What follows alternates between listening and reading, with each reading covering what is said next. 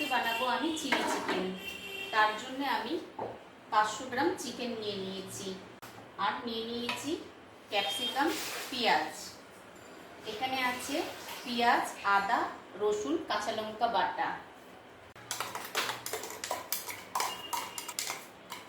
পুরোটা দিয়ে দিলাম।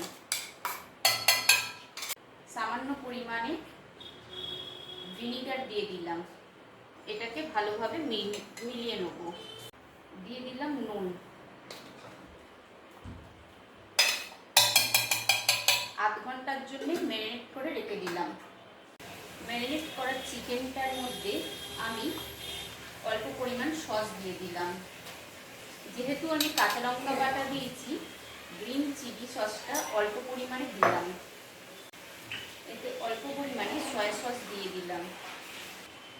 ভালো করে মিশ্রণটাকে মাখিয়ে নিলাম। 1 চামচ কর্নফ্লাওয়ার, 2 চামচ ময়দা দিয়ে ভালো করে মেখে নেব।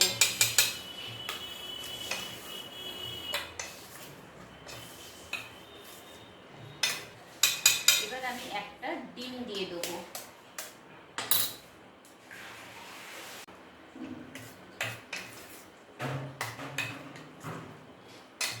মিশ্রণটা আমার মাখানো হয়ে গেছে। এবার আমি চিকেনগুলো এক একটা করে আমি ভেজে নেব।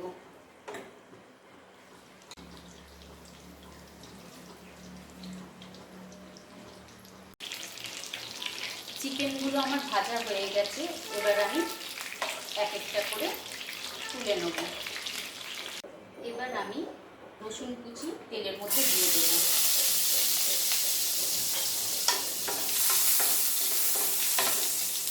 পেঁয়াজ, ক্যাপসিকামটাও দিয়ে দেবো।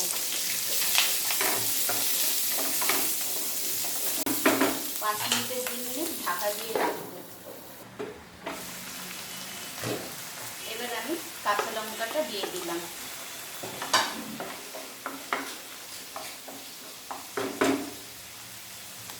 কিছুক্ষণের জন্য ঢাকা দেব।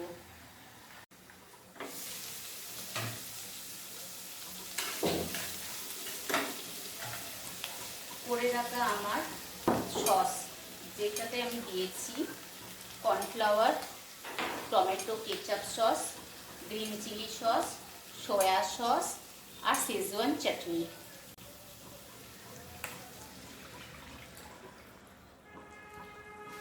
যেহেতু এতে সয়া সস আছে, আমি নুনটা খুবই অল্প পরিমাণে দেব।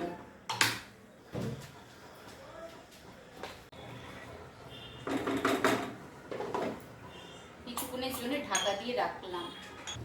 এবার আমি চিকেনগুলো দিয়ে দেবো।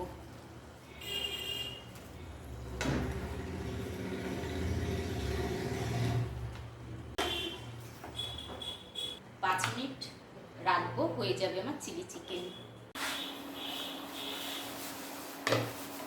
চিলি চিকেন আমার তৈরি হয়ে গেছে। এবার নামিয়ে নেব। তৈরি হয়ে গেছে আমার চিলি চিকেন।